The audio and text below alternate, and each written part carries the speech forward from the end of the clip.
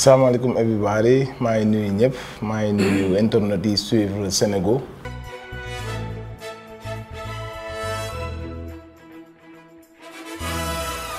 Mesdames et messieurs, voici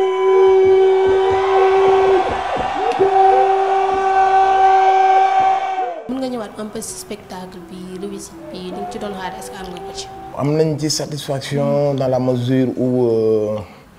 déjà public bi ñëw na massivement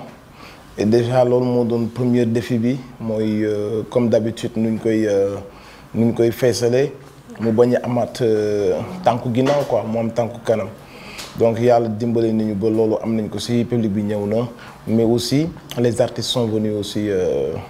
on va dire 85% des artistes rappeurs étaient là-bas. La plupart ont presté, donc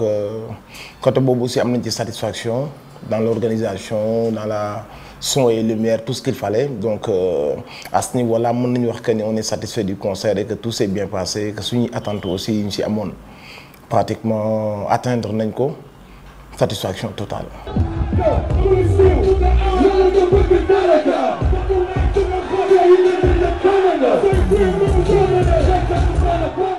mais spectacle bi lu ñuy gën a reprocher Nit Doff mooy dafay guddee yëg ay 3 heures du matin say fan si ñëw 20 heures ba 3 heures du matin lan nga leen di wax. xam nga c'est un rendez-vous annuel où il y a beaucoup d'artistes à faire jouer. Ce n'est pas seulement un concert de Nit Doff, sinon ça aurait été voilà, vite fait. Mais comme il y a beaucoup d'artistes à faire participer, donc on est un peu obligé que parfois yaatal ko pour nit ñu bari gis ci seen bopp parce que ñun ñoo wax que ni dootul suñu concert, c'est le concert de tout le monde. Donc de ce fait, comme il y a beaucoup d'artistes aussi, c'était pas évident. Mais cette année aussi, yàlla dimbali nañu que gën nañ teel a yëg que d'habitude. C'était la promesse qu'on avait donnée, qu'au maximum 2 heures, on allait monter sur scène au maximum. Et loolu yàlla dimbali nañu ba ñu tenir ko parce que d'habitude dañ daan dem ba ay 3h45 il y avait trop de groupes on montait sur scène à heure yooyu noonu yàlla dimbali nañu cette année à 2h on est monté sur scène donc déjà c'est un pas bu ñu def.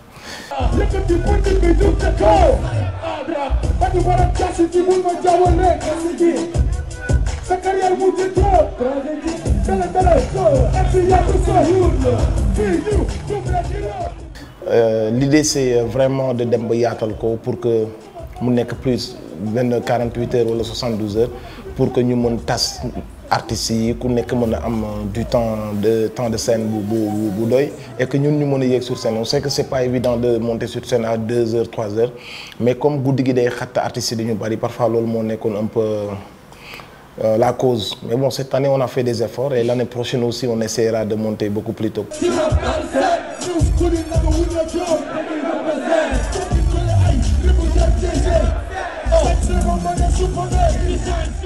mais est-ce que c'est normal aussi nit ku ñëw Nit Doff la ñëw seetaan si est-ce que yow show bi nga doon bëgg sax di nga ko am rendez-vous annuel Nit Doff la ñëw pour seetaan si mais pas pour. C'est vrai qu'il y a un grand public qui vient pour Nit Doff, mais il y a un public en général qui vient pour le hip-hop, pour découvrir des artistes différents, des générations différentes. Après, bon, pour mon public, personnellement, il y a des gens, il y a des radicaux qui Après, pour moi, c'est pas ça l'esprit de Show of the Year. Dès le début, je me Show of the Year, je veux pas que ça tourne autour de ma personne. Il faut mener quelque chose, parce que nous, notre objectif, c'est de faire un festival. Du moment que tu sais, peut-être qu'il y a un public qui sait, donc tu es obligé de faire d'une manière à ce que tous les artistes disent sen bop. Donc jour bu nekk festival naturellement continuité lay doon quoi. Donc on sait qu'il y a des radicaux yoo xam ne non da nga war a teel a yéeg invités yi dañu bari et on les comprend aussi. Donc voilà, mais bon après c'est toujours pour mieux faire moo waral ñu yaatal boobu noonu mais quelle que soit seen attente à chaque fois qu'on monte sur scène ñoom ils oublient leur fatigue et tout ça parce que bon il y a la folie, les feux d'artifice, les gens qui bougent donc ñoom dañuy fàtte ni xaar nañ lu yàgg quoi. rendez-vous annuel la dama doon laaj est-ce que am nga ci xaalis parce que ren changement am na gis nañ nga dem seeti ministre de la culture. Ouais. def say promotion dafa mel ni affaire bi jàll na am nga sa xaalis mën nañ xam un peu ce bilan bi li nga ciy dépensé est-ce que dañ ci am tamit. C'est la première fois qu'un ministre de la culture vient s'associer au Show of the Year ñëw jox ñu vraiment la possibilité d'organiser la chose si moyens comme pas d'habitude, on n'avait pas ça. Donc lui nous a mis en rapport avec le directeur des arts qui nous a quand même soutenu au niveau financier pour qu'on puisse wàññi un peu nos frais parce que d'habitude nous ñooy def tous les frais. Donc c'est vrai que c'est très très difficile à faire de faire la communication qu'il faut, de payer une sono qui coûte des millions. Loolu noonu en général ticket yi mënu ko sax génne. Il y a pas de sponsor derrière qui nous aide. Donc cette année on a eu quand même benn apport boo xam ne wàññil nañu benn poids. Après bilan bi mooy waaw c'est vrai que ne après bu ñu ci génnee frais yëpp la communication tout ce qu'on a sorti on s'en sort quand même un peu, tu vois. C'est la première fois qu'on peut dire que ouais, apport boobu apporté nañu mën nañu à peu près ñaata ngay dépenser ci show of the year. Vraiment c'est des choses yoo xam si ni bon peut-être que ni ça reste interne on ne veut pas trop le dire mais vraiment ça coûte trop cher d'organiser un concert bu mel noonu ça nous coûte beaucoup d'argent et que xam nañ que ni bu ñu si génnee suñu frais yooyu yëpp c'est pas évident mais booy liggéey booy togg du période bi ngay togg ngay lekk boo yàkkee ngay lekk quoi da ngay ñam rek quoi donc nous fu ñu jëm xam nañ ni bu ñu fa àggee dinañ mën a bénéficier wu financièrement mais àggaguñ foofu noonu le jour où les sponsors baisseront leur garde et ñëw ñeme un peu la jeunesse liggéey push leen pour ñu mën développer seen art je pense que jour boobu noonu dinañ si mën génn financièrement. jéem naa tëdd mënuma nelaw gëmm mënuma nelaw gëdd mel ni ngelaw fu ma gestu mënuma hello books woy ma jéemal jéem ba roy ma bul xaar ba ma gàddaay ngay soog a jël sa xalima jooy ma. ñu ñëw ci invité yi. gis nañu invité yi nit ñi nga am nga koo xam ne moom yéen a tolloo génération mais tamit gisuñu ko. muy Books il était pas là je pense Books il est. moom it amoon leen problème. Non on n'a pas de souci Books c'est mon frère. Non on n'a aucun souci. est-ce que waroo woon nekk référence ci ñoom. ngeen dox ci pour ñoom ñaar ñu jubóo Omzo ak Dip. En fait moi je ne suis pas ci démarche boobu noonu ça sonne un peu faux dans le mouvement dans le rap en général c'est des trucs qui arrivent c'est des trucs yoo xam nous en tant que rappeur on le comprend il y a des clashs il y a des trucs yoo xam day am en tant que jeune c'est une musique de rue où tout le monde prétend être le numéro 1 après il y a l'autre qui va le démentir nanani non c'est pas vrai nanani après il y a des clashs et tout c'est pas des trucs méchants man je préfère laisser les choses se faire naturellement ku nekk lu nga sentir nga dund ko nit en tant que góor yàlla da nga xam sa état d'esprit fu mu toll parfois tu as vraiment envie d'être en paix en phase avec les autres sa ego bu la ko permettre da nga jël sa téléphone nga oo nit ñi lépp nice entre gentlemen après quand tu woo nit da ngay forcer les choses après ça va sonner faux xam nga donc man je me dis juste que ñoom ñëpp ay bonhomme lañ il faut les laisser faire ay jeunes lañ chacun veut être calife donc du coup am ay tiraillements et c'est ce qui fait le charme du game c'est jamais méchant ce genre de truc déggaguñ ci ay génne goon ay daje ci ay corner ay affaire de gang yooyu am aussi c'est juste verbal c'est moi le numéro 1 non man ça me dérange pas donc pour man suñu waree juboo ñoom ñaar kenn si ñoom ñaar fera non ça me dérange pas sincèrement là où ça m'a un peu dérangé c'est quand les mots étaient trop crus direct donc les darons et tout ça dañuy xam lan la ñuy wax donc là c'est un truc qui m'a un peu parce que man j'aime pas quand l'insolence n'est pas masquée quand c'est trop flagrant dañuy wax que ni les rappeurs dañu réew dégg nga seen saaga donc les gens loolu rek la ñuy gis ñun dañuy fàtte le côté positif donc tout ce qui me dérangeait ce sont les mots yu ñu utilisés sur la maman et tout ça et que c'était cru et direct loolu pour man baaxul ci image hip hop mais à part ça compétition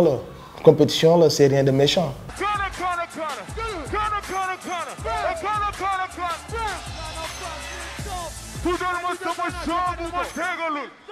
ok ñu ñëw ci relation ak Canabasse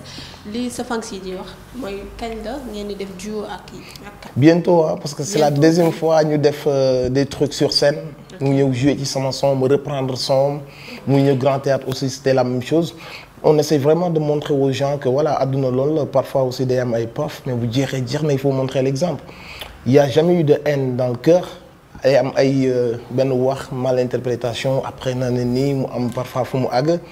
il y a eu avec Bass cette histoire là Saint-Louis boo xamante si nii aussi c'était waru woon àgg foofu àgg na fa après bon il fallait mu am quelqu'un boo xamante si nii day def le premier pas moi j'ai pas eu ce problème là man maa ko njëkk a oo moom aussi il m'a accueilli parce que aussi mën nañu wax que ni man tooñu ma quoi moom xam na fu may waxee mais suñu xoolee histoire bi fu mu mujjee day mel ni man maa tooñ parce que aussi man maa def li gën a graaw man maa ko fekk sur scène et tout et donc du coup même su fekkoon sax au début xam naa ni tooñu ma geste boobu tax na ni man maa tooñ et après réflexion je me suis dit mënul naa ko blessé je me suis dit que ni bu ma ko fekkee sur scène mënul naa ko gaañ dama si rousse à vie et tout réflexion yooyu noonu ak un jour may déglu sama sëriñ aussi Cheikhna Abbas ma koy déglu si ay olof la muy wax que ni nit ki da nga war am bu di baalu ak di baal nit ci même suñ la tooñee waroo am du mal def le premier pas nga baalu et si mois de Ramadan la woon soir boobu wax yooyu daf ma touché quoi ma tëju affaire bi touché ma trop ci coup bi laa jël sama téléphone woo ko mën naa wax loolu la sëriñ di jariñ taalibeem quoi parce que ci tàng-tàng bi laa ko oo bu ma liiree phrase yooyu ma oo ko lui aussi il m'a bien accueilli ñu waxtaan et puis depuis période boobu yëpp dañuy bàyyi lépp mu daanu lépp mu nice ñuy wan suñu fan si que ni lépp mu ngi nice et que àdduna aussi il faut pas ngay topp sa ego trop parfois il faut nga bàyyi sa ego mu daanu nga jéggalu il faut pas avoir ce complexe là man j'ai pas ce problème là mais duo bi moom ça va se faire très bientôt inchallah d'accord bés di rëy Iba Mar songu daan ko lay def xam naa ni mën la këll xam naa ni rap wow bi lay def yëg naa li xew ci mbeddam raba duma cooki lay def am laara daw du tax ma soppi man mission bi lay def boycott sponsor yi teewul guichet fermé lay def et man la këll xam naa ni rap wow bi lay def yow ci hardcore lañ nga xamee rap bu dëgër bi comme mais léegi génération bii léegi dañuy commencé dugal ci yeneen sonorité changer un peu est-ce que yow tollul foofu yow tamit pour révolutionner sa rap changer un peu dugg ci je suis catalogué étiqueté comme quelqu'un bu bëgg bu dëgër bi bu waaw bi bon on va dire que ni peut-être loolu laa mettre en avant mais man sama musique ça a été toujours moi je suis quelqu'un très ouvert musicalement may def ay son love ay son club depuis samay début Saturday Night Gangsta Love Guddi Tay donc j'ai toujours diversifié sama répertoire boo demee di nga fa fekk façon yépp quoi mais peut-être que ni bon ak image bi moo doon dégager tout ça gisul kii bi et tout les gens ils se sont voilà ci étiquette boobu rek la ñu yem quoi dañuy foog que ni man toujours c'est comme ça. mais est-ce que mën nga changer je veux dire évoluer faire voilà musique loolu la il faut nga nangoo évoluer si y a à faire mais je ne vais jamais dénaturer ma musique. c'est pas parce que évolution day am rek damay bàyyi li ma yoroon ba gars yi ne baax na ma bàyyi ko gis naa benn train ñu ne train bi mooy daw rek ma bàyyi sama train dem dugg si train boobu parfois nous on a tendance à aussi abandonner li ñu amoon ba mu agsi fii li ñu suñu grand frère yi léegi muy ce rap là conscient constructif qui écrit des textes qui prend position qui défend le bas peuple qui dit des choses on a tendance guddi ñu toll nii à délaisser ça un peu parce que y a des trucs qui marchent il faut ñu dem defi loolu noonu am na ay sonorités Niger il faut ñu bàyyi li ñu doon def dem topp Niger yi te Niger yi ils sont 120 millions de personnes il y a plus de 4 millions yu nekk ci ginnaaw di def cette chose là mais mieux que nous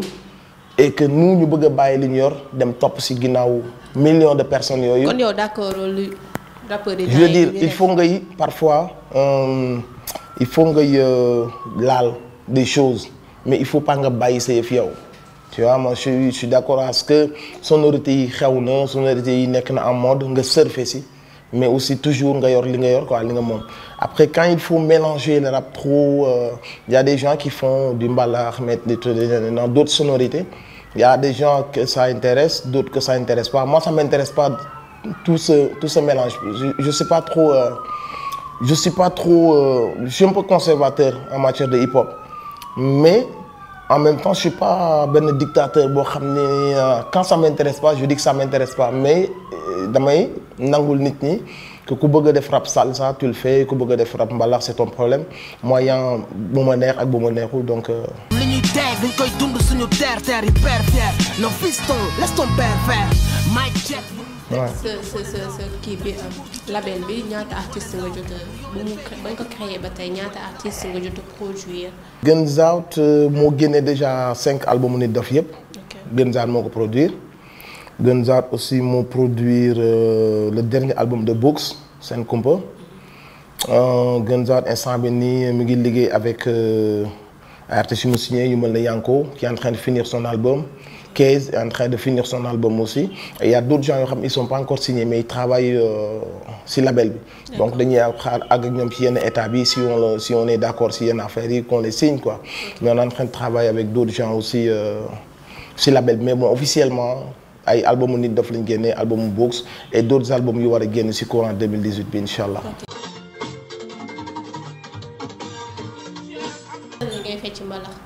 baax je viens de Louga. waaye pourquoi pas mais bon je suis quelqu'un qui aime le mbalax, je suis un Sénégalais, j'ai aucun complexe avec ça, envers ça, j'aime ça bi ma nekkee boy amoon naa benn caaya bu nice boo xam ne sama yaay daf ma ko doon lemal buñ tegee bàyyi waali rek ma dem laaj ko mu jox ma fecc ba nice. Donc j'ai aucun problème si loolu noonu je suis un rappeur et ça veut pas dire que damay renier sama culture mbalax rek laa bëgg. waaye. nekk nii kan ngay gën a déglu si mbalax. ñoom ñëpp laay déglu mais Youssou Ndour l'ancienne génération nag ñoo gën a aay quoi mais génération bi Wally daf koy toj Pape Diouf daf koy toj Abdou Guité Seck daf koy toj ak Momo Dieng ak Sidi Diop. ñoom ñëpp ils sont forts. waaw ñoom ngay déglu. ñoom ñëpp laay déglu mais nag Ndongo Lo number one. Ndongo. Yeah. Ok, ce dernier mot. Bah waaw big up tout le monde big up waa Sénégal aussi jégalu si kàddu yi xam nga rek dëng-dëng yeeg yooyu noonu donc voilà c'était un plaisir ñëw fii maa leen di suivre yéen aussi bu baax si internet bi donc di ñaan rek xam nga affaire yi yokk gën a fàllaw incha allah rabbi